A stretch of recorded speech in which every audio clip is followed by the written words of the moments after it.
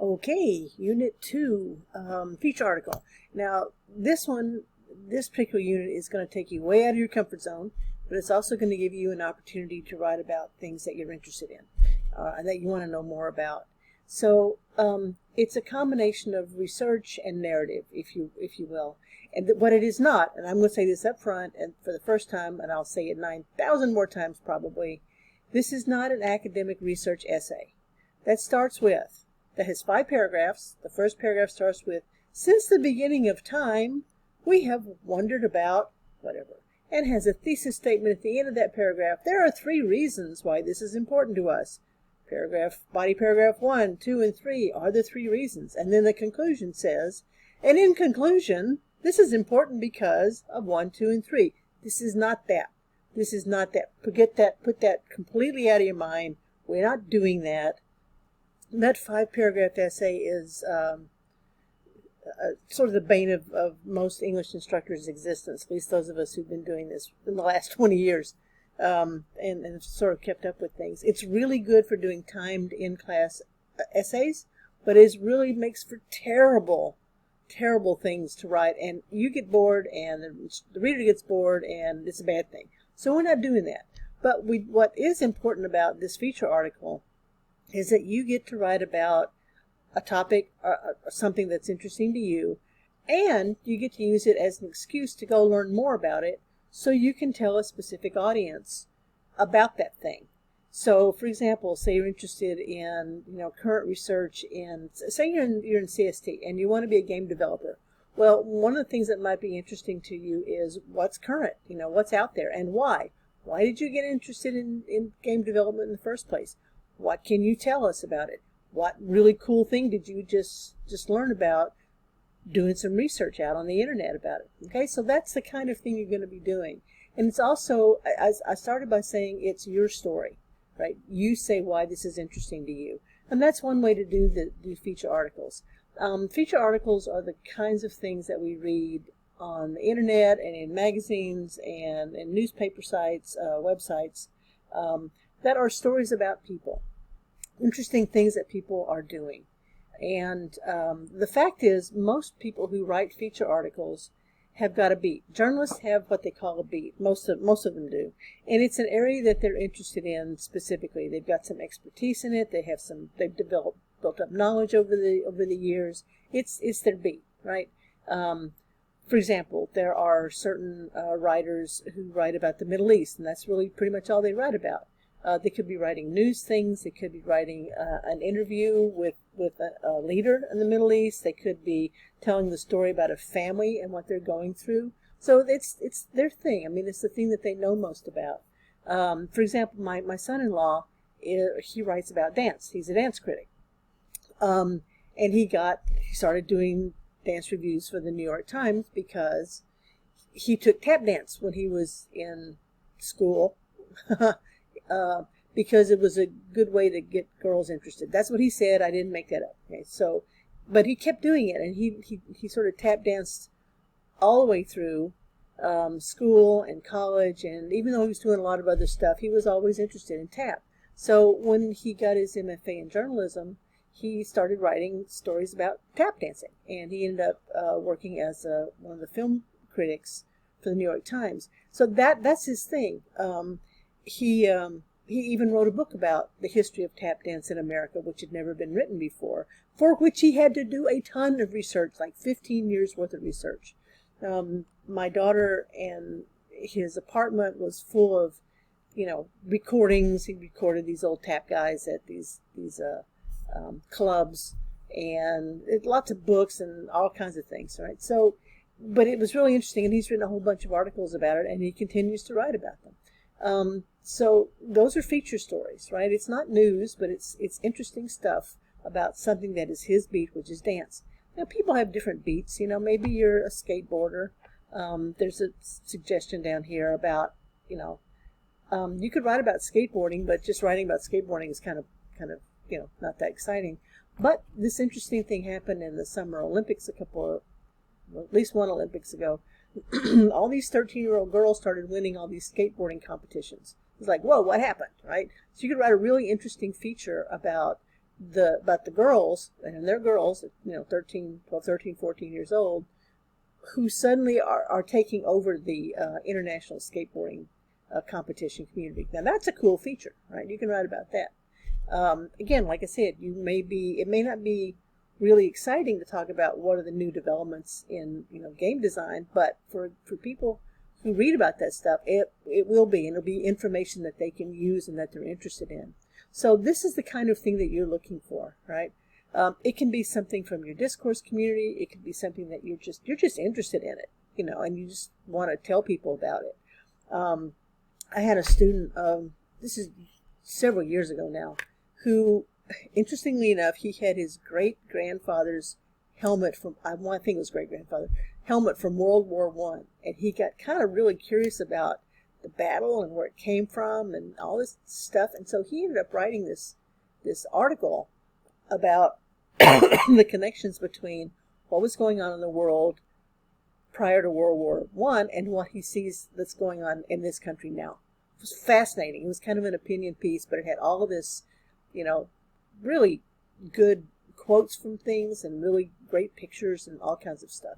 So you can write about it. You can do it anything that you want, right?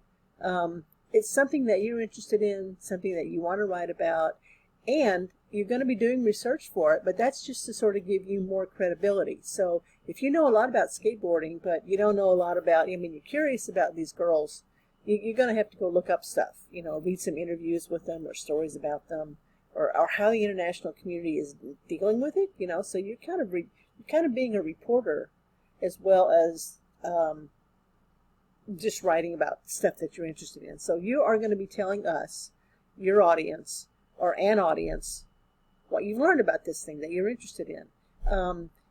If you're writing about game design and game development, you're going to be writing probably to people who read PC Magazine or some of the other game development journals, not necessarily for just your, somebody who just does, games on their phone, like in the subway.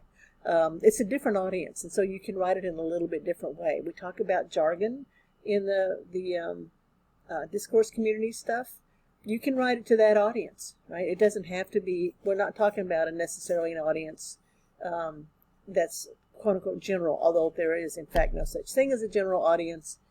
When English instructors talk about general audiences, they often are thinking about the New York Times, but even the New York Times has got a real specific audience, which is at least high school and probably college educated and probably graduate school educated, liberal-leaning, fairly well-to-do people, right? It's not the same as the New York Post. It's a different audience, right?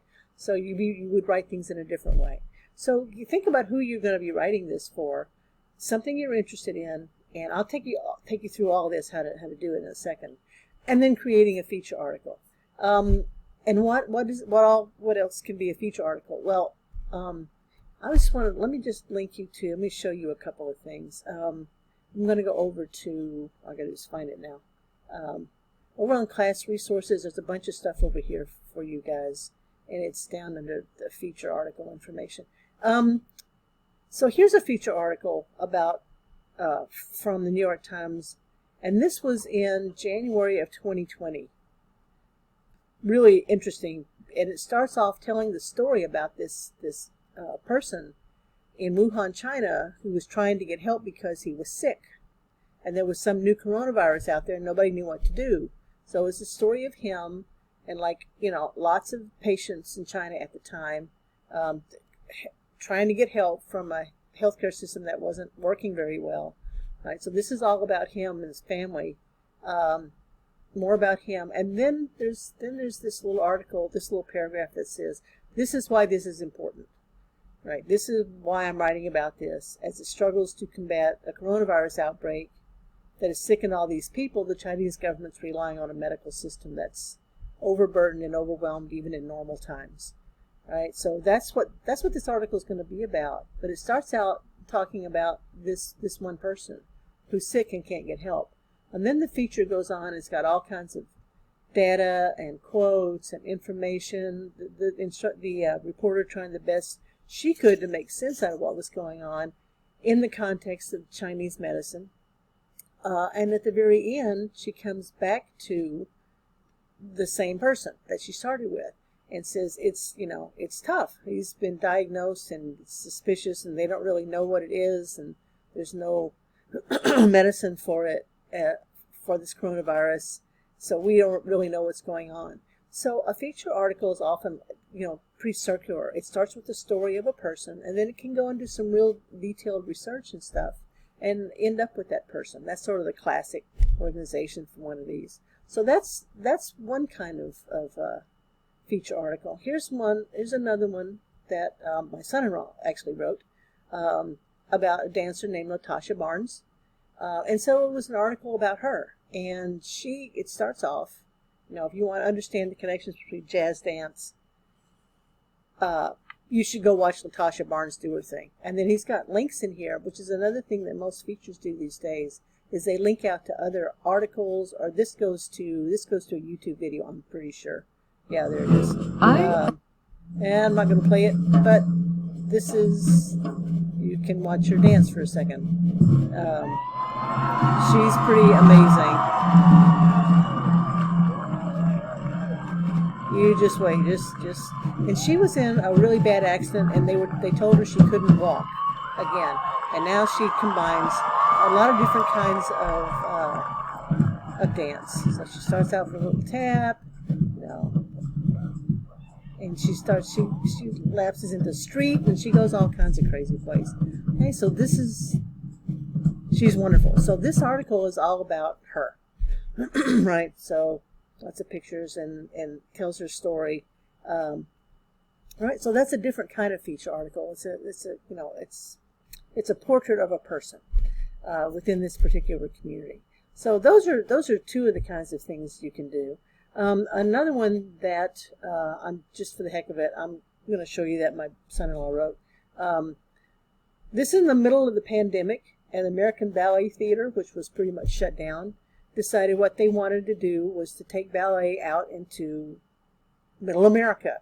And so what they did was they got a bus, sleeper buses, and a fold-out stage, and they went to Kansas, right? And they put these shows on in the middle of fields. And somebody contacted my son-in-law, contacted the Times, or actually I think somebody in the community knew Brian because he covers ABT, and said, would you like to go with us? And he said, sure, why the heck not? So he spent a week on the tour bus and he wrote about it, and that's what this is. And you see how it starts, taking us to a place on an afternoon in mid-July. It's hot, and the members of ABT on tour, and you know a little bit about what they're doing, how to cool the stage before the matinee, how about scattering ice cubes across the surface, and then here's the nut graph. This is the thing that's going to tell us what this is all about, right? This is a tour. An idea born, well, here it is. Here's the idea born from desperation, right? So this is all about the ABT. So there's any number of ways you can go, from the newsy thing about the coronavirus to a feature about a person like Latasha Barnes, or an event like Brian's tour with the ABT through Illinois and Kansas and Missouri and whatever the heck else they went. So features have got a lot going for them. Let me go back over here to the feature article and talk a little bit more about it. Now, I'm not going to make this thing go for too much longer, and I'll make a second video that goes into the specifics of doing this assignment. But this is essentially what you're going to be doing. You're going to be taking something. Obviously, Brian knows a ton about dance, or about certain kinds of dance. And there's a good bit about ballet, a lot about tap, and there's a lot about street, different kinds of dance. But he still, it's an article, any article, he does some research on the person he's going to be talking to, or the dance, the choreographer he's going to be writing about when he goes to review something. So there's always research involved in these features. So that's what you're going to be doing. Okay, so you can read through this. Why are you going to tell us this and why now? Do a little bit of research. It's 14 to 1,600 words. People always tend to freak out when they look at the length, but I've never had anybody be short, ever. most people say, can I go a little longer? Because you get into something and you're really interested in it and you find all this cool stuff and you want to write about it and you got great images and great data, and I say, sure, just as long as it's not a single paragraph. Because as you've seen with these features, there's always visuals. Whether there's data, like the data chart on the thing about the coronavirus, which was an interactive map, by the way, to pictures, to links out to YouTubes. There's all kinds of fun stuff you can do with it. Now, this is from Masterclass. This is a site called Masterclass, and it really explains more about what a feature story is. The bottom line on a feature story is it is a narrative. It's a story about people, and it has some research to back it up, to just give us more information. All right? So it's not a hard news story. It's very personal and personable. It's very approachable. It's not all one paragraph. And they don't always have personal stories about the writer, but they always do have a human angle to them. Always, always, always. It's not just information. It's always, why does this matter? Who's involved? I had a student, it's actually from 1101 class, did a thing about black holes. He was obsessed with black holes. He wanted to figure out what they were, more about them, whether they were actually a threat to humanity. Read a lot of sci-fi. And so he wrote his feature article starting about, started that article about when he was a kid. He told us a story about when he was younger, and he was looking outside and wondering, looking at the stars and going, wait, is that a black hole? And what is that thing? Right? So he framed it as sort of his story, and then he gave us a lot of information. He actually did some research. I'm not making you go to the databases in the library to do, peer-reviewed articles, because I don't think that's necessary. But he did. He wanted to get a little bit of scientific background that he couldn't just get from some of the, popular science journals, and put it in there. And it was really fun article. And for his Unit 3 project, he did a Twitter thread about black holes, but that's a whole different thing. So, this is what it's about. This is how you put these together, is an introduction that hooks your reader, usually about people. It usually almost always tells a story about somebody, whether it's you or someone else. A nut graph, what journalists call a nut graph, nutshell paragraph, which tells us it's usually somewhere towards the top. It's always somewhere towards the top. It could be right up at the top. It could be several paragraphs down. But it tells us why this is important, why we're reading it, why now. And I'll show you more about that in the second video. And then there's the body of the article, multiple paragraphs with evidence and analysis of all kinds. Obviously, if you're doing evidence and analysis about Latasha Barnes and how she fits in, how she connects different kinds of dance, you're going to talk a little bit about the different genres of dance that she's proficient in, and a little bit about the history of them, right? And then a conclusion that generally goes back to your introduction, but can also do things like give advice. It can be a call to arms. There's a lot of things that a conclusion can be, and I'll talk about that in a little bit. So here's the schedule. I made an overall schedule of what is involved in this unit. You're going to analyze what makes a feature article, which is what I'm doing now, and you're going to look out on Perusall. You're going to analyze one article on Perusall. Again, I'll show you that in a minute. Then you decide what questions you want to ask, kind of come up with what you want to write about if you're not really sure. Then on the Padlet, you post so your idea. And then the thing about this Padlet is we look at each other's, and then a lot of times students will have advice or connections or suggestions for somebody. They may know a lot about a certain topic, but it's not something they want to write about. But if they leave that information on the Padlet in the comment, it's really helpful. I had a student 1 year do a thing on how we talk about homelessness in America. And when I do this in person, I put these great big enormous Post-its on the wall. And everybody walks around and leaves comments, questions, suggestions on the Post-it. And one of the students in the class put on there that she and her family had just come out of a shelter, a homeless shelter, and she could put this student who was writing the piece in touch with that shelter. And it was amazing because when he got over to the shelter, the student who was writing it, he interviewed the director, and then he did some interviews with some of the people who were there. And he put those interviews, he changed the names so they were anonymous, into the body of his paper, of his essay. And it was, we were all in tears. It was so amazing, so wonderful. So, you know, that's what posting suggestions and comments on the Padlet can do for somebody else. So if you know something about that field, it's really good to put that little information up there. Then you're going to create a pitch. I'll show you how to do that in the next video. And post that up so I can look and see what it is you're doing. And then do some research. We'll talk about research again. And you're going to be doing 2 short little annotations. It's not like the reflective annotated bibliography in 1101. It's much shorter. It's just what the article is, a couple of sentences of summary, and then why you think it might be useful to you. That's it.